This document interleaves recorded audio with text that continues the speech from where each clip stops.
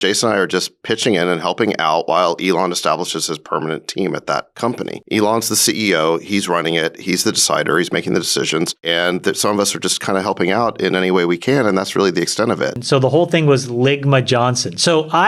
Now here's what's so funny about due diligence. Hold on. I read this story without giving away that punchline to my kids. All of my kids immediately started howling. They're like, Dad, if you say these two names are Ligma Johnson. And I was like, oh my God. And so, when preteens can figure this out, but the journalism industry could not, is kind of a very telling sign. What Substack writer got fooled by Ligma Johnson? Okay. No, seriously, Glenn Greenwald, Matt Taibbi. I'm not defending it. I'm explaining. Did Matt Taibbi get fooled by Ligma Johnson? I don't think so. I'm not defending it. Don't make me defend Ligma. I'm not defending Ligma. Well, you're both sidesing it. Freeberg made the key observation, which is they didn't figure it out because they didn't want to, because it fit their narrative. So Exactly. they don't fact check things that fit their narrative. They tried to create a story when there was no story there. In this hilarious video, grown men giggle like children and expose the incompetence and bias of the fake news, roasting everyone who got fooled by the Ligma Johnson Twitter prank, and also sharing some insights into their involvement with Twitter and Elon Musk's plans for the website. Of course, if you're a Patreon member, you'll already have heard some of my thoughts on the whole Ligma Johnson prank, because I did cover it exclusively at the time. And speaking of Patreon, you better believe I posted yet another exclusive video to Patreon this morning before posting this to YouTube, and you also better believe the takeover continues. Now, well and truly over 6,000 people supporting the channel on Patreon, and counting. And I really am doing my best to give fair warning. Unless you have a regret fetish, if you're umming and ahhing a little bit on the fence about should I or shouldn't I join Patreon, just make up your goddamn mind. I don't care what the decision is. I don't need the money and you don't need the content. I ain't gonna be mad if you don't join. But you might be mad if you join later and realize that I wasn't fucking around when I said make up your goddamn mind, or you might regret it. Let's leave it at that. Jason and I are just pitching in and helping out while Elon establishes his permanent team at that company. Elon's the CEO. He's running it. He's the decider. He's making the decisions. And some of us are just kind of helping out in any way we can. And that's really the extent of it. It's a very much part-time thing. We're just helping a friend. Wait, did Giant Nutsacks just say that he and JCal are currently friends with Elon Musk? Elon Musk is not the current thing. Being friends with Elon Musk is not the current thing. Hating Elon Musk is the current thing. If they don't hate Elon Musk, they don't support the current thing. And if they don't support the current thing, they're bad people. Therefore, we should cancel them. Therefore, I think we should cancel the All In podcast, cancel Jason Calacanis, cancel David Sachs, cancel everyone that's even spoken to these people or ever been their friends, because guilty by association, because that's how it works. And if you disagree with me, you're a racist and a Nazi and a misogynist and all the phobes and everything else as well. P.S. Why is there no emoji in your profile? You're a bad person. You are a bad person, aren't you? There's no emoji, I saw. You don't support the current thing either, do you? I hate you, please die in a fire. Now, in all seriousness, this is actually the line of thinking, or severe lack thereof, I'd probably say more a line of emoting rather than reasoning, that many people, entities, corporations, brands, etc. are currently going through. Exclusive Patreon video today ran through a list of about 15 gigantic corporations who own just about every brand on the planet, boycotting advertising on Twitter to signal virtue, because billionaire bad, Elon billionaire, Elon biggest billionaire, therefore Elon biggest bad. Of course, this is a wonderful opportunity. Those companies who stand to lose the most by losing their grip on the one true narrative, the companies that sell you things that are for your protection, not our quarterly profits. The companies that brainwash consumers into thinking that diabetes in a box is actually good for you. In fact, the foundation, the very starting point of a healthy day, or a great way to finish a meal. The media organizations whose job it is to propagate the one true narrative. The automotive manufacturers who are currently being put out of business by Tesla. This is a wonderful opportunity. They're all outing themselves. Hey, look at me. Yes, I'm somebody who stands to lose an enormous amount if Tesla is successful, and or the ability for people to freely share their thoughts, opinions, and ideas without being censored, fact-checked, shadow banned, or perma-banned, let alone fired from their jobs. We stand to lose so much if Elon is allowing people around the world to freely share their thoughts, opinions, and ideas that we're going to do whatever it takes to stop them, including shooting ourselves in the foot by ceasing advertising on Twitter, just in an effort to financially suffocate Elon Musk and or signal our virtue to brain-dead consumers who think we actually care about doing good rather than being perceived to be good. But it's been blown up by the media into something much more than it actually is. It is 100% accurate. I am still doing my day job, podcasting, investing in 100 companies a year, just helping out on the margins. That's it. The end. I do want to try talking about one issue that's already public because it's already been tweeted. So Elon had a tweet this morning about how there's now an advertiser boycott going on. And this follows on the heels of a bunch of reports that came out over the last couple of days that supposedly there's been a big influx of racist tweets. And Jason and I actually saw what was really going on, which was, it's all not true. I mean, what happened is that within hours of Elon taking over the company on Friday, there was a 4chan attack where basically people from this message board created bots to post hundreds of thousands of spam messages that contained racist words and epithets. And within hours, this has been detected. And Yoel, who runs the trust and safety implementation, he met with me and Jason, and Elon directed him to shut it down. And Yoel actually posted a tweet somewhere about it. That's the only reason I feel comfortable talking about it, is because Yoel already posted the tweet storm, but maybe people haven't seen it, or they haven't connected all the dots here. But what's really, I think, unfair about this is that as you've seen, it's not like your feed was all of a sudden filled with racist things. These were spam accounts or bot accounts that were posting to 0 followers. They generally have 0 followers, or if they do have followers, it's other bot accounts, right? So they're posting racist tweets into the ether, so to speak. It's not degrading anyone's experience. It was shut down promptly. But then what happens is these activist groups, they're monitoring the fire hose, right? And so they publish a report saying that racist tweets have gone up 500% since Elon took over Twitter. The truth is, Elon hasn't even had a chance to change anything about the content moderation policies. He's posted that. Like, guys, I haven't changed anything about content moderation. Whatever the rules are, they're the same rules that existed prior to him taking over. And this is just an organized operation by people who want to create that report. He's right. I mean, let's think about this for a moment. Billionaire bad. Elon bad. Elon the biggest billionaire. Elon the baddest billionaire. Elon the baddest person on the planet. Elon is bad. The end. The one true narrative. Elon's bad. Did you understand? Elon is bad. So, how can we fuck Elon in the ass? Here's a great idea. As soon as he takes over Twitter, let's get an army of troll accounts to start saying horrible things on Twitter. Then we have some data proving that now this big, greedy, evil billionaire has taken over Twitter and changed all the rules, which he hasn't yet, and allowed people to say whatever they want, which isn't true, and advocates racism and hate speech, also false. We'll have a report saying, look, use of these terrible things has gone up. Elon's a bad person. Cancel Elon. And then, of course, exactly what happens. But that actually didn't actually happen, because that would be a little bit, I mean, that wouldn't really happen, would it? It's just a coincidence. No nefarious motivations here. It's a total coincidence. So then these activist groups basically publish this report, they feed it to news outlets, and then somebody then takes those reports and then feeds them to advertisers, and you get a boycott. But I think the point here is that Elon didn't do this. This is being manufactured by people who are not operating in good faith. They're trying to manufacture an incident that they can then use to hurt the company. Look at this crazy guy with his tinfoil hat and his conspiracy theories, as if they're trying to hurt it. Like, come on, mate. What are you, fucking high? Yeah. And it was thwarted immediately and fixed. Can we talk about the reporting that happened with the 2 guys that trolled the journalists and pretended to be fired employees? Because I actually thought that was such an interesting moment this week that all the journalists immediately parroted it because it fed their narrative. Did he say narrative? As in the one true? As in that which the fake news, the hate stream media seeks to propagate? Nah, he definitely didn't say that. But there was Ligma no Johnson? fact-checking done. There was no reporting done. And then several of them, including, I think, Deirdre Bosa from CNBC, came out and publicly apologized for that report. And if folks listening aren't familiar with what happened, these 2 guys came out, they pretended to be fired Twitter employees on Monday, walked out with a box, held a Michelle Obama book up, and they were like, hey, we just got fired. It's terrible. Life is awful. No, I it's gotta even go see worse. my husband and wife, One guy's name was Rahul Ligma, and the other guy's name was like Mike Johnson. So the whole thing was Ligma Johnson. Now here's what's so funny about due diligence. Hold on.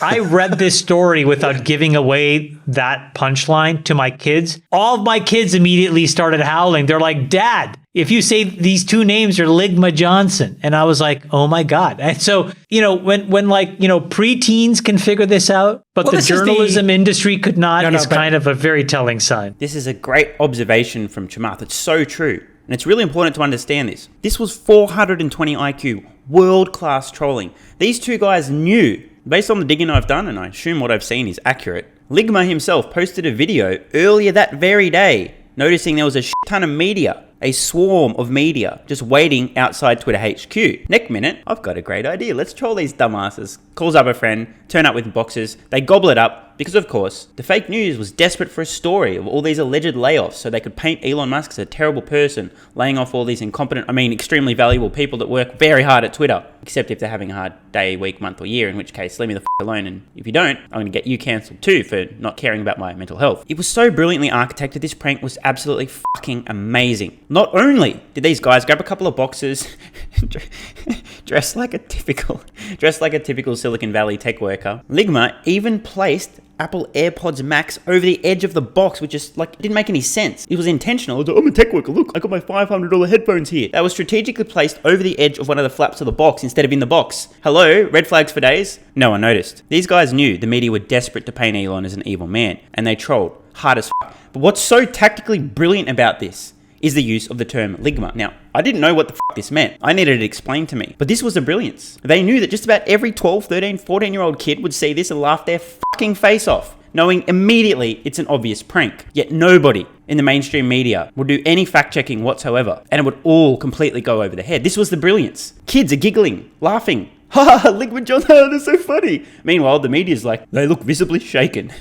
Actual quote. The successful trolling, Ligma Johnson, the fired Twitter employees, illustrates A, the incompetence, and B, the gullibility of the fake news. I mean, the hate stream media. I mean, I think that was the accurate term. F*** the facts. We've got a narrative we want to paint. A one true narrative. We've already decided the story ahead of time. Now let's just fill in the blanks. Talk about confirmation bias. They've been exposed completely and utterly by this brilliant prank. Freeberg made the key observation, which is they didn't figure it out because they didn't want to, because it fit their narrative. So Exactly. they don't fact check things that fit their narrative. He is absolutely right. And this is horrendous. It is despicable. It's shameful. It's embarrassing. But it is the way things are, sadly. The way the media works today, decide the narrative ahead of time and then propagate said narrative. Facts? F*** that. We've got a story we want to tell and we're going to tell it no matter what. Kind of reminds me of a quote. Facts don't care about your feelings. Let's flip that quote on its head. Feelings also don't care about your facts. This was my point about journalism. It was so poignant to me this week when this happened, particularly as it relates to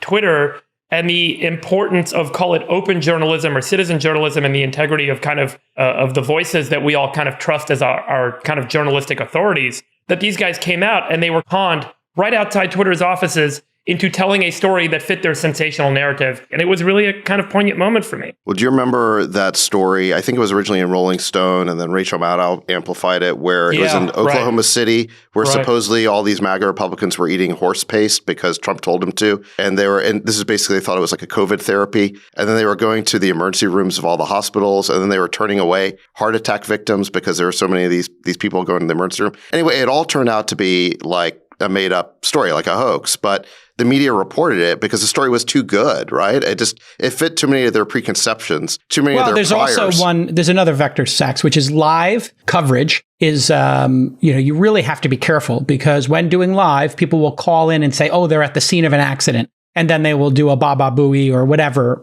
kind of charades.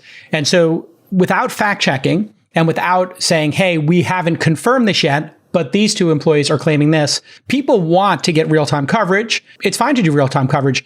I think everybody in the audience has to understand. You're giving them so much credit. What about the copy editor? There was a picture and it said Ligma Johnson, and the copy editor went there was with a worse it. one. Come on. That is so lazy. Jason, why are you covering for these people? I'm not covering. I'm just trying to explain. You're missing the point. You need to let me unpack the whole point. There's also... You interrupted me. Well, here's the thing. There is a different standard for live news coverage, and then we've ripped out fact-checking from a lot of these publications. And basic fact-checking and a little bit of time, I'm explaining why they make this mistake. I'm not protecting them. You want to know why the reason they make it? That's part of it, but they've also ripped out fact-checking, and then they are in such a race to get the clicks on social media. No, here's what's going on. If the story fits their priors, they run with it immediately and they don't do any fact checking because they don't want to know that it's not true. That's what's going on. Sadly, David Giant Nutsacks has once again hit the nail on the fucking head. By the way, I just want to make sure everybody watching this understands. If you currently watch the mainstream media and believe it to be a credible, reliable source of relatively unbiased news and information, here's what's going on in the world, here's what happened today, you, sir or madam, are a fucking moron. Just wanted to emphasize that one more time. Moron. They will fact check a story if it's a narrative they don't like, because they're gonna try and make sure it's not true. Yeah, that's true of both sides, and they'll use proxies as well. You're both siding this thing. There's only one mainstream media. This is the mainstream media. Who's the alternative? What's the alternative? Substack? Fox is the number one news network. The alternative to the mainstream media is the Substack journalists. You think Substack journalists do this? Tell me the writer on Substack who behaves this way. There's a lot of different ones there. So who got fooled? What Substack writer got fooled by Ligma Johnson? No, seriously, Glenn Greenwald. There's just something so delightful about watching a 46-year-old billionaire giggling like a child at Ligma Johnson. No, seriously, Glenn Greenwald, I'm not Matt defending it. Taibbi. I'm not defending it. I'm No, explaining did Matt Taibbi what's get happened. fooled by Ligma Johnson? I don't think so. I'm not defending it. Don't make me defend Ligma. I'm not defending Ligma. Well, you're both sidesing it. I'm not both sidesing it. I'm telling you what is happening in journalism today. They have ripped out fact checking, and they are in a race to beat each other because the first person to get the story up gets the clicks. That's the dysfunctional thing. They tried to create a story when there was no story there. I agree with that as well. They went and camped out outside of an office, mid-Market Street, and they said, hey, there's this sensational thing happening. And there was no sensational thing happening. Correct. And so the little drop that fell into their laps, the little thing that fell into their laps became the story because that's the story they wanted to see created. There was no story beforehand that there were all these people being fired, walking out with boxes, and then they said, let's go send live TV producers down there. They sent the live TV producers down there, they and then did the story was manifest. Yeah. They did the same thing in New York at Bear Stearns. There was no story to cover. When they had other major layoffs at Bear Stearns and stuff like that during the financial crisis, of course they sent people to do live coverage there. Not defending it, I'm just explaining to you what's going on in the background as well with live TV and the gutting of newsrooms and having no fact checking. A lot of these stories go out. But what about the copy 20 years editor? ago, they used to have Guys, fact checking. My 11-year-olds and 10-year-old the copy editor kids should are have gone better there. copy editors than these adults at these It's crazy. incredible publications. My kids started howling. They were like, Dad, do you understand what you just said? It's Ligma Johnson. Well, I mean, also, come on. This is like prepubescent humor that these people fell for. It's ridiculous. It's embarrassing. They ain't wrong. This really is an embarrassment and an indictment on the incompetence of the hate stream media. You do realize that the media doesn't exist to convey what's going on in the world, but to attract attention, whatever the cost, to gain eyeballs. That's how they make their money. Advertising revenue. And how do you get more eyeballs? Attention. And how do you get more attention? Whatever it takes. Appeal to the amygdala. This is why 95% of the news you see is negative. Somebody died, something blew up, there was a disaster, a catastrophe, something horrible is happening. You never hear about the 8+ billion people who had an incredibly boring day on Earth where nothing went wrong. You just hear about the few dramatic events. And of course, the current thing, which you definitely support. Right?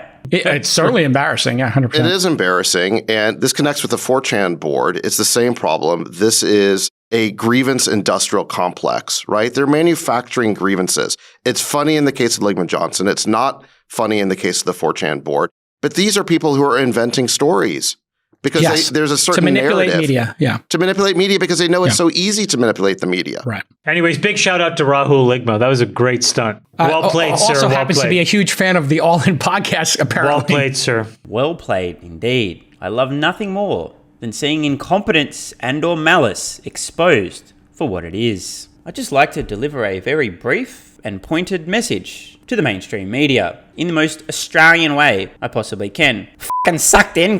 If you don't know what sucked in means, well, they really did get sucked in. Oh, and while we're on the topic of exposing things, I don't mean that, you fucking creeps. Hashtag SMR OnlyFans account launching soon, I swear. I do a lot of exposing, just not of myself, on my exclusive Patreon videos. You definitely are missing out. Like I said, don't f*** around if you're thinking about joining. Make up your mind. See you over there, or not. Just don't delay. Love ya.